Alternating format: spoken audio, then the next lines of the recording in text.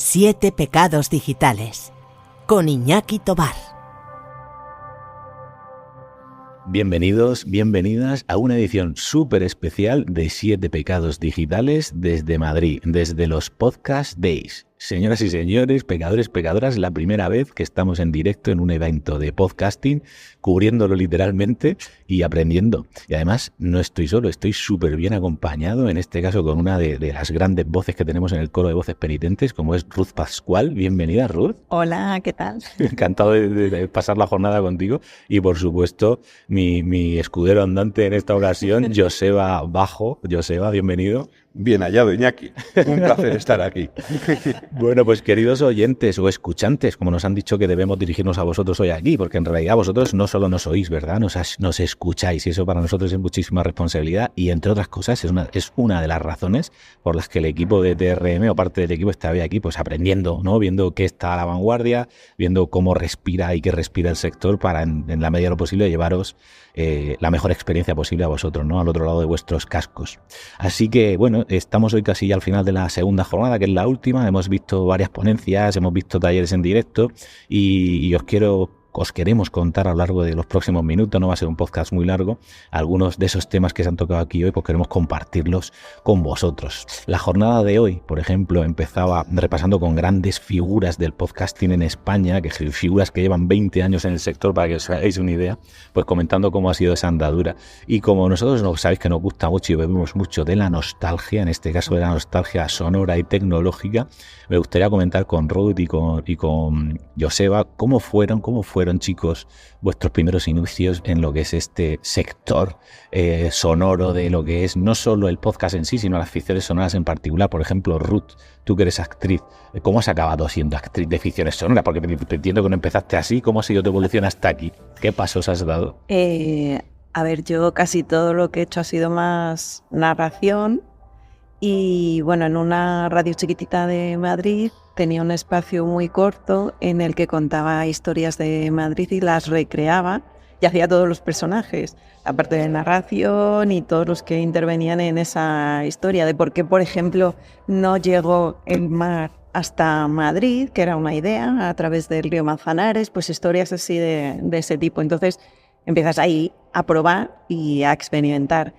Y luego ya me metí más en el mundo del audiolibro, que lo que más me gustaba era audiolibros que tenían muchos diálogos, que podía probar muchísimos personajes de muchas edades, de muchas condiciones.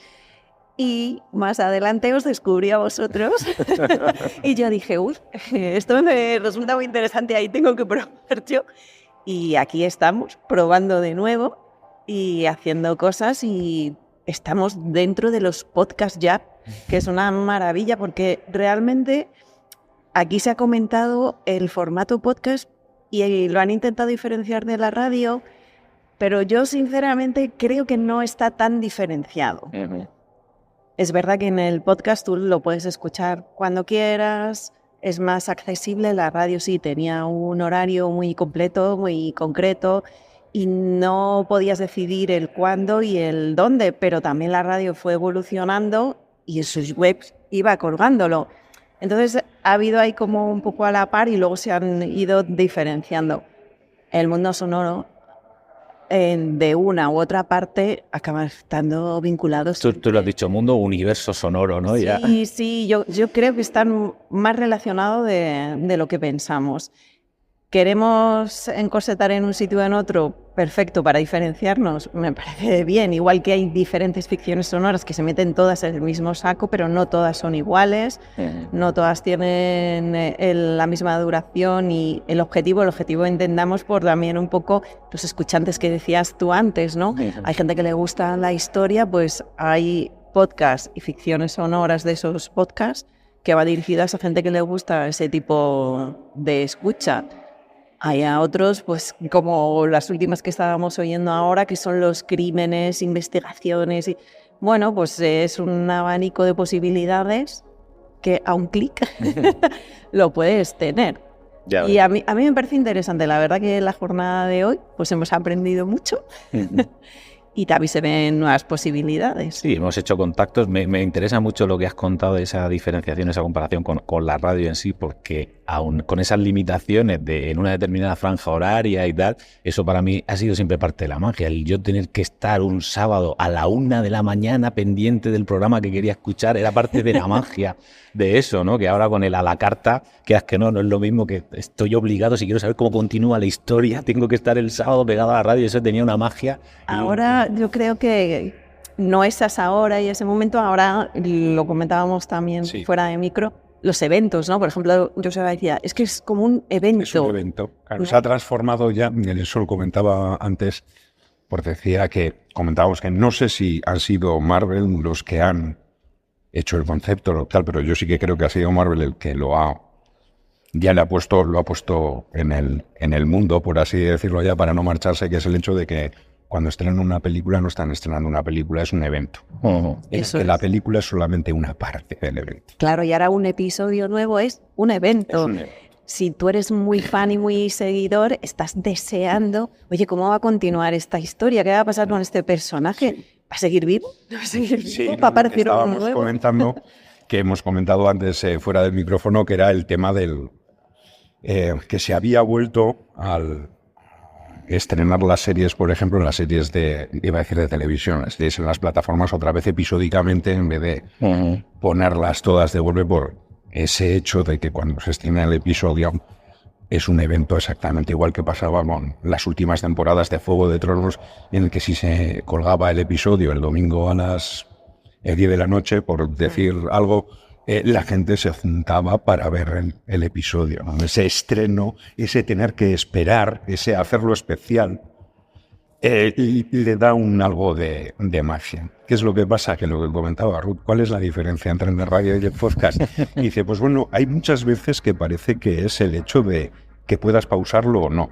Eso es. Eso es diferencial, sí. Es que ya de por sí, aunque pueda parecer una chorrada, una tontería, es una cosa que cambia muchísimo el tema. El hecho de que tú puedas parar, seguir, hacer cuando tú quieras, pues bueno, eso da muchísima libertad Y también da una sensación, lo comentaban en alguna de las charlas, de estar más cercano a aquellos que están hablando por el micro y a aquellos que están escuchando. Es como una relación más personal, casi yo diría como cuando tú lees un libro y te metes tanto en el libro que lo vives de tal manera que parece que es tuyo, te está pasando a ti, tú eres la primera persona que lo está viviendo.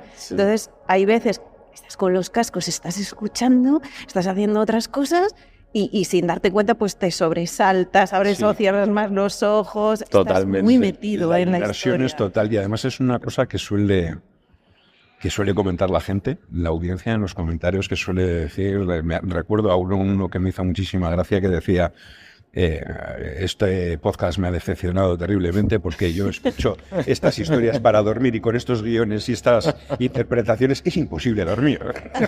Es imposible no dejar de prestar atención, es imposible y tal. Y era una flor terrible, ¿no? Aquello que está diciendo. Bueno, Joseba, pero ya te me has ido por las ramas y no me has respondido. Yo quiero tu historia de abuelo cebolleta, del podcast. ¿Cómo has llegado? ¿Cómo llegaste aquí? Es una sucesión de descalabros progresivos que me han llevado a estar en esta posición. Bueno, yo en principio he terminado en el podcast por culpa tuya, Iñaki. No, mentira, no, tú ya estabas, ya nos conocíamos. Bueno, yo era loquendero. voy a ser, ¿cómo se dice? Voy a ser sincero total, sincero. ¿no? Yo era loquendero, yo era un loquendero que, bueno... Loquendero hay que explicaros, oyentes, queridos escuchantes, que es una herramienta que se llamaba Loquendo, que muchos de vosotros no conoceréis, pero que servía para meterle un texto y que te lo transcribiese a voz de una manera muy rudimentaria, pero muy del estilo de teatro robótico, como ya conoceréis. Hola, soy Loquendo. Claro, yo es que al principio cogí el programa Loquendo, que es el mítico de las voces sintéticas, que suena, es horroroso, yo lo sé que es horroroso. Pero yo escribía las historias y tenía las voces únicamente del Loquendo y yo con aquello me tenía que apañar para narrar una historia, ¿no? Y entonces yo me metí a hacer aquello y poco a poco, pues bueno, vas aprendiendo, vas mejorando y claro, llega un momento en el que dices, bueno, igual el Loquendo ya se queda corto. Entonces igual esto ya requiere ya de voces tal humanas. O ha cogido una envergadura ya pues bueno, ya va mereciendo o son historias que ya merecen la pena. Pero yo tengo que decir que es una cosa completamente antiintuitiva, que creo que ahora ya no, creo que ahora el capítulo del teatro robótico más escuchado ya, no sé si es el primer episodio del Hogar de Andrea, puede ser, pero hasta hace muy poco la ficción del teatro robótico que más escuchas tenía era Hardboiled Pontifex. Será lo vendera. Con Loquendo. Sí. Y eso ha sido hasta hace 2 meses. Claro, pero el guión también importa. Sí, no, es que el guión es fundamental en el tema. Al final, a ver, yo soy de la opinión de que si tú tienes una buena historia, si tú tienes algo que contar, tú lo puedes contar con 2 calcetines, que si tienes la herramienta mental o el tal para Si poder... tienes buena percha, cualquier traje te va a quedar. Eso bien. es. Muy Con bien. un saco de patatas puedes ir a una boda. Pero bueno, que al final el despliegue técnico, personalmente creo que no es tan importante como la idea que subyace debajo. Por eso a mí me gusta mucho la serie B, porque es... Con actores malos, incluso la porque serie B brilla, ¿no? Claro, cuando una película de serie B brilla, es que la idea que está detrás es tremenda. Cuando tú puedes contar una historia y esa historia te llega, esa historia está contada con cartón piedra, está contada con tal, es que hay una esencia buena. Me explico, porque ahora estamos más acostumbrados a ver despliegues técnicos sin andamiaje debajo. Antes teníamos lo contrario.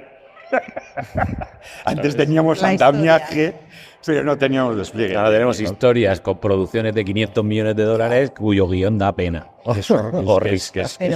Pero, por ejemplo, ahora en los podcasts, y volviendo un poco a comparar con el tema de las ficciones sonoras ya de antaño y las de ahora, tienen mejoras técnicas que te envuelven más. Entonces, si la historia es buena, los actores son buenos, o sea, digamos, todos los ingredientes son Ya es buenos, el ingrediente, cocido ya te es- sale redondo. Hombre, pues como podemos tener la diferencia entre que así hice yo, por ejemplo, lo que es la sonorización de la primera parte del Hogar de Andrea, que es una cosa que está resultona, a escuchar la segunda parte que está Hecha por Borja. hecha por Borja. Hombre, Borja Abad, que es nuestro ingeniero sonoro fantástico que debéis conocer. Bueno, quería matizar, porque me da pie esto a preguntarle a Ruth sobre, es verdad que un buen guión, yo creo que podemos estar de acuerdo todos en que el guión debe ser la base y luego la parte técnica, al mismo tiempo o incluso por debajo de lo que sería la interpretación o la calidad del equipo actoral. En ese sentido, y aquí en las jornadas de Podcast Days, se ha hablado sobre la figura de un actor o una actriz especializada en ficción sonora y cómo puede llegar a convivir o a trabajar en conjunción con actores que vienen más de un escenario de teatro o que vienen directamente del mundo de la televisión. Ruth, ¿tú dónde te ubicas? O sea, ¿te consideras una actriz de ficción sonora y crees que es un papel que merece su propia especialización, que merece un entrenamiento distinto, hay un aprendizaje distinto a la hora de trabajar? al final yo creo que tú acabas siendo actriz o actor, eso de entrada, y luego ya te tienes que adaptar al medio. Es verdad que, a ver, los actores de voz, solo tienes la voz para contar todo lo que está pasando. No te están viendo, no están viendo un escenario, entonces ahí la cosa se complica. Tienes que tirar de mucho recurso y de mucha imaginación. Por eso decía que también en la radio, cuando se hacían las ficciones sonoras, también había otro tipo de entonaciones. Han cambiado muchísimo las entonaciones. Antes era todo como más rococó, ¿no? Que se nota en el doblaje igualmente. Entonces ahora se acerca más a que sea natural, que no suene a locutor, que te lo dicen hasta la saciedad. Pero yo echo de menos esa grandilocuencia de los grandes discursos de los actores. Pero a lo mejor eso lo puedes usar para un determinado personaje que va a marcar la diferencia con los otros, que va a marcarle ya la personalidad completamente, ¿no? O sea, un ser muy grandilocuente, así, ¿no? Muy fofarrón. Ya estás dando pistas, que esa es otra. Según tú vayas moviendo la voz, la pongas pues más arriba, más abajo, más grave, más aguda, y cómo el ritmo que vayas marcando, estás haciendo ese personaje. Y para el movimiento, yo ahora mismo estoy moviendo todo el cuerpo. Nadie me ve, pero necesitas el cuerpo para moverte, igual que el actor que está en el escenario, igual que el que hace cine. Digamos que la esencia yo creo que la tienen, ya se dedican a una cosa o a otra todos los actores. Que luego tengas que trabajar más esto o lo otro. Claramente el que es de imagen tiene que trabajar muchísimo, pues por ejemplo la mirada, si les hacen primeros planos, que se entienda que en ese momento pues están pensando sin decir ni una sola palabra. Está claro. Aquí no, aquí ¿qué haces? Una pausa. O ralentizas o lo haces de otra manera o lo dices de otra forma para que se note que ese personaje está pensando, si es que habla, y si no, ahí entran los recursos sonoros que te van a ayudar, sobre todo eso, que te van a ayudar a que la historia se entienda mejor, para que el personaje sea más redondo. Yo creo que en esencia la interpretación siempre la vas a tener. Luego te tienes que adaptar al medio. Antes te preguntaba si tú grababas, por ejemplo, que me nos has contado antes que tienes un pequeño estudio de grabación tú en casa, si grababas de pie o no cuando en aficiones sonoras, porque estás hablando, claro, no se ve pero se siente, porque es decir, yo no veo, ellos los que nos están escuchando ahora no pueden ver tu sonrisa, pero obviamente cuando tú sonríes, tu voz cambia, o incluso cuando estás gesticulando, estás proyectando de manera distinta la voz. Y eso también, por ejemplo, cuando estás de pie, creo que parece que es una manera mucho más natural de interpretar, ¿no? Hombre, cuando estás de pie tienes libre todo el diafragma, con lo cual te permite moverte más, tienes más aire, tienes más capacidad de aire, pero si es verdad, por ejemplo, yo comentaba antes lo de los audiolibros. Yo me he pasado igual la primera hora de audiolibro de pie, pero igual ya la segunda dices, me tengo que sentar. Y te tienes que sentar igualmente de una manera que tengas cierta libertad y que no se note en el micro que le pegues un manotazo, por poner un ejemplo. Venirte arriba delante del micro y darle una leche. Acercarte demasiado, alejarte demasiado. Saber si cuando tienes que gritar, que tienes que proyectar más, cómo lo tienes que hacer, pero eso mismo, si tú ves un cantante, tú le ves cómo mueve el micro y le ves si se acerca o se aleja el micro. O sea, si tú tienes controlado cómo es tu voz, cómo se mueve tu voz, lo que puedes hacer y lo que no puedes hacer, y un poquito de técnica, que esa es la parte igual que siempre hay que pedir ayuda, en plan de, hola Borja, tal, o cualquiera de vosotros. Ya, hola Borja, mira, a veces no te quiero molestar, está siendo muy habitual últimamente. Pero bueno, y te haces pues tus cursitos o eres un poco autodidacta y demás, pues vas aprendiendo y eso también ayuda a que suene como tiene que sonar. Un apunte técnico, que ahora que lo mencionas, porque una de las cosas que mola también de estar, por ejemplo, hoy en los Podcast Days es ver las empresas que han venido aquí, de tecnología, de sonido. Hemos estado esta mañana en unas cabinas de aislamiento muy chulas y allí nos han presentado, si os acordáis, unos micros que tenían literalmente integrado un detector de proximidad en el micro para adaptarse en función a la distancia que el actor tiene dinámicamente, que me parece un hito, ¿verdad? Pues, hombre, para mí es un gran avance porque personalmente es que lo que comenta Ruth de la posición. Sí. Es que yo, por ejemplo, para interpretar los personajes, para mí es básico el gesto del cuerpo. Me explico, no, yo grabo de pies. No sale igual. Claro, pero es que yo, por ejemplo, para hacer de Ian Alter, iba así como medio echado para atrás. Te imaginabas. Es verdad, con un vaso en la mano, con agua, no whisky, pero con un vaso en la mano y un cigarro. Y está todo grabado. Todo Ian Alter está grabado, yo de pies en mitad de la habitación, así, como si estuviesen en la barra de un bar. Por ejemplo, Wult está grabado encorvado, así. Ya, con los hombros echados para arriba. Peso de la historia. Con la cabeza echada hacia adelante, está grabado así. Por ejemplo, Fernando es muy altivo. En Lorea es muy altivo, luego completamente estirado hacia arriba, y a mí no me mira nadie. Nadie me mira desde arriba. Hombre, y para mí es fundamental. Claro, que psicológicamente te tienes que meter en el personaje. El gesto, pero a mí el gesto es lo que me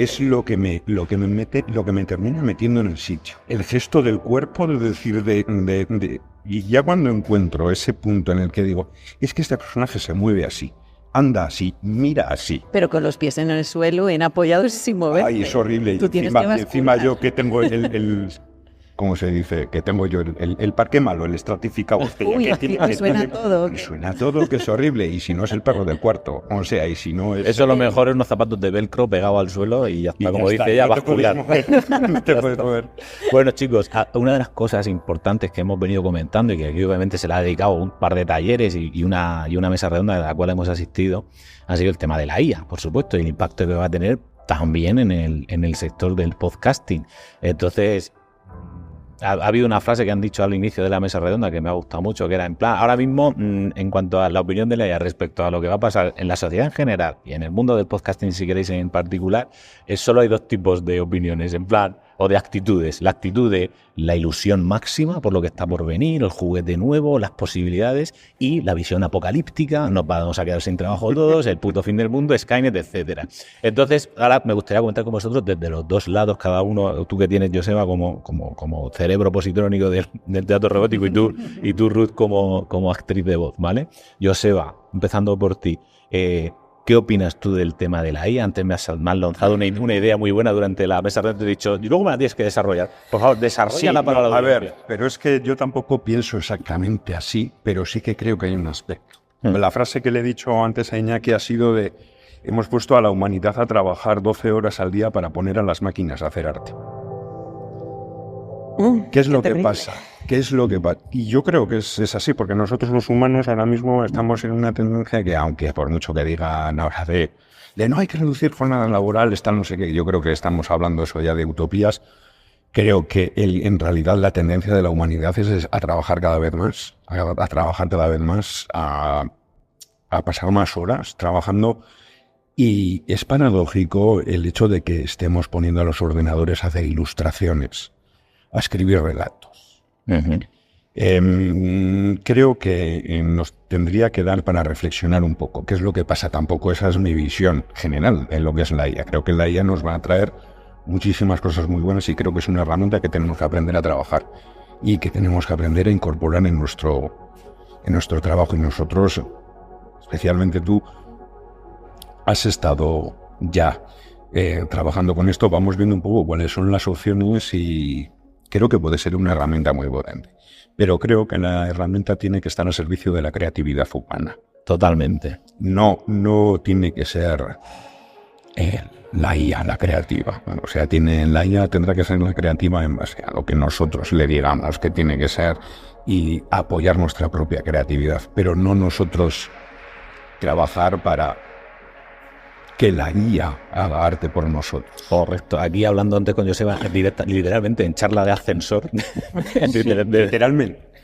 La analogía que se me ocurría a mí para ilustrar esto es, a ver, un autómata que hace cositas, un autómata de estos que le das cuerda, y el humano podría ser, el darle la cuerda podría ser el meterle los prompts a la IA, ¿no? Le doy cuerda a un autómata, lo suelto y hace una serie de cabriolas, de piruetas que, oh, qué chulo, oh, qué asombroso y tal. Eso sería la parte fácil y barata y poco aprovechada, ¿no? de usar la IA. Y luego estaría en un concepto similar el humano, que es el titiritero, que coge una marioneta y utiliza un montón de habilidades y recursos para que ese muñeco, como ese autómata que hace 4 cosas preestablecidas, se curra algo realmente chulo, algo asombroso y algo que todo el rato está dependiendo del humano titiritero, ¿no? Eso es un poco como veo yo el tema, si lo bajamos a una analogía así básica. Pero Ruth, tú nos comentabas en el almuerzo el miedo, que yo lo entiendo perfectamente, que podéis tener los actores de voz viendo que se pueden clonar vuestras voces fácilmente, que se puede prescindir de vosotros fácilmente.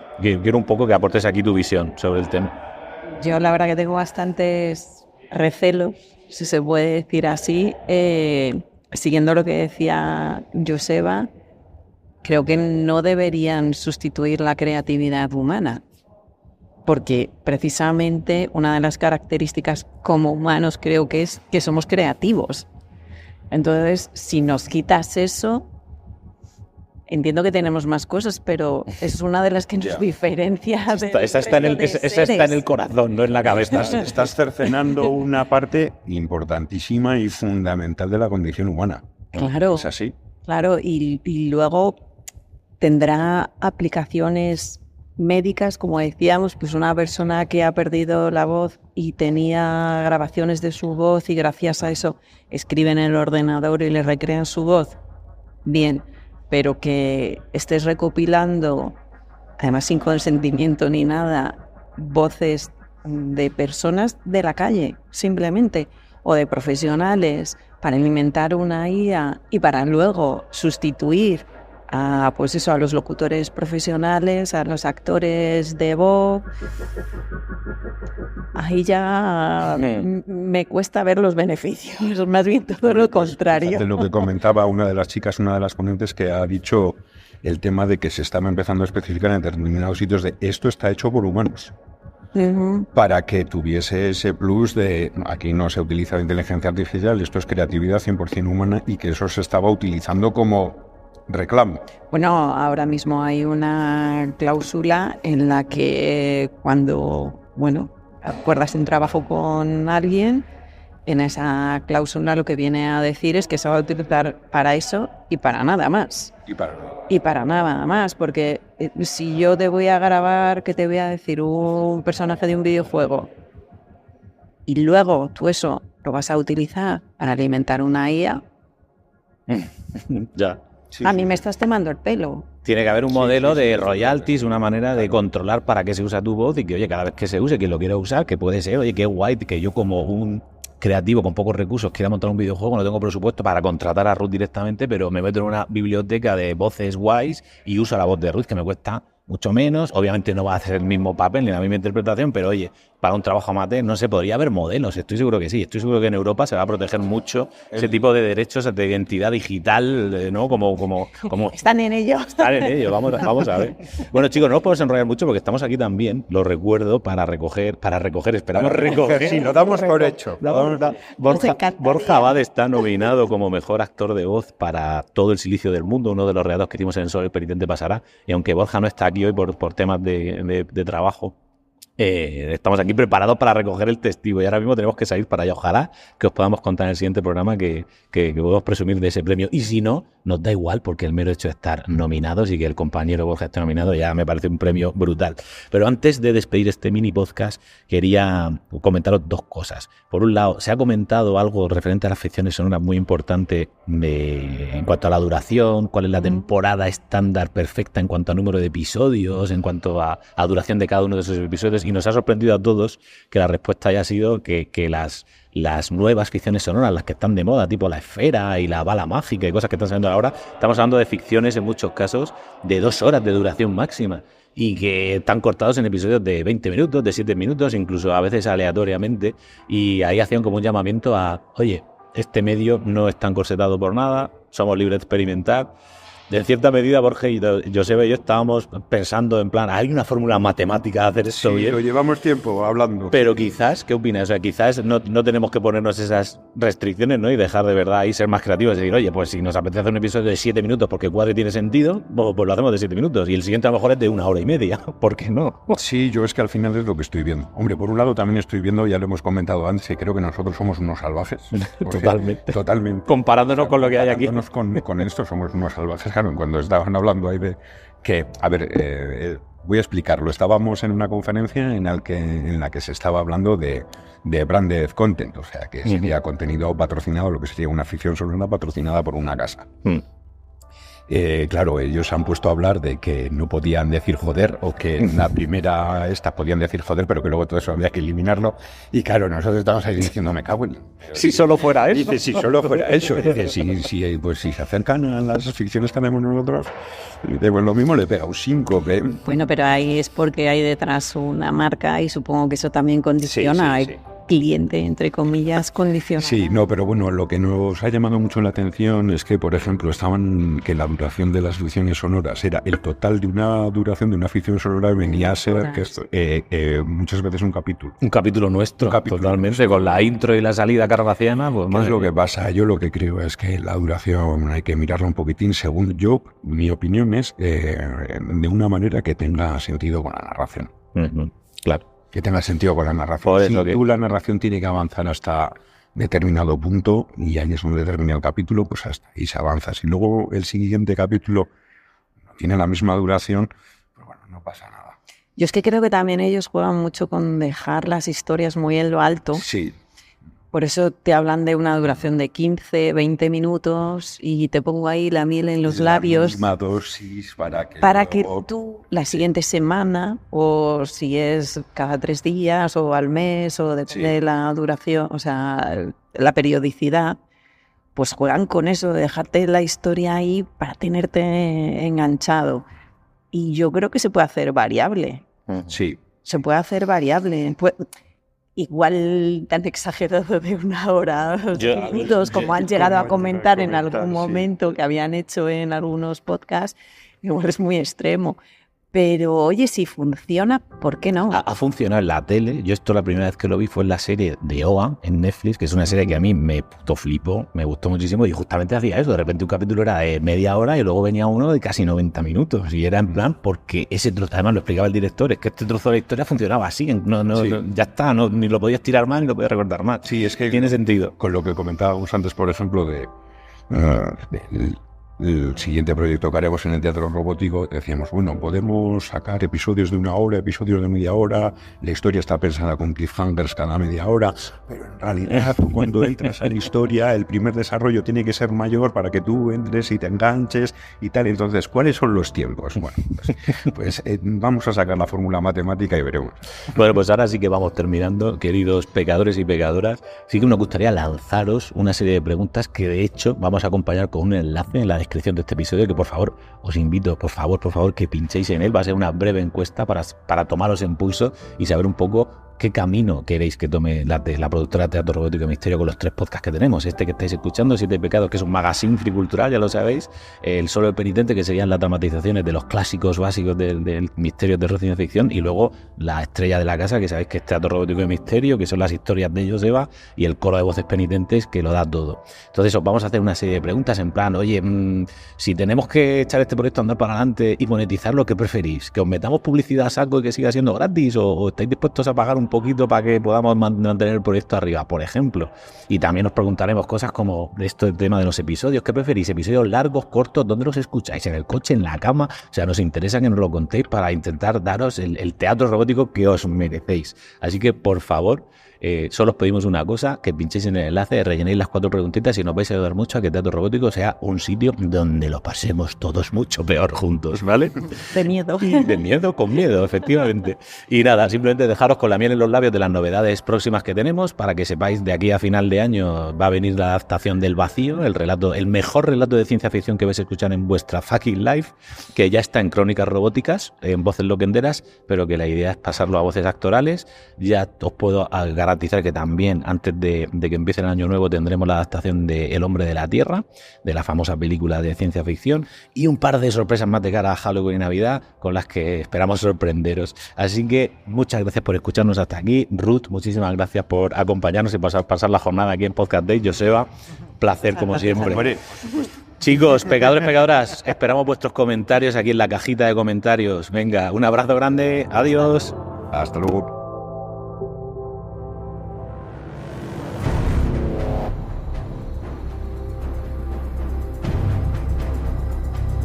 Tú también puedes ser un pecador digital. Estamos deseando recibir tus confesiones por escrito o en archivo de audio. Solo tienes que entrar en teatrorobóticodemisterio.com y contactarnos para compartir tus tentaciones con el resto de pecadores. Busca en la descripción el enlace a nuestra comunidad de Telegram para poder entrar al sótano de nuestro teatro y acceder a material exclusivo. 7 Pecados Digitales, una producción de Teatro Robótico de Misterio, dirigida y presentada por Iñaki Tobar.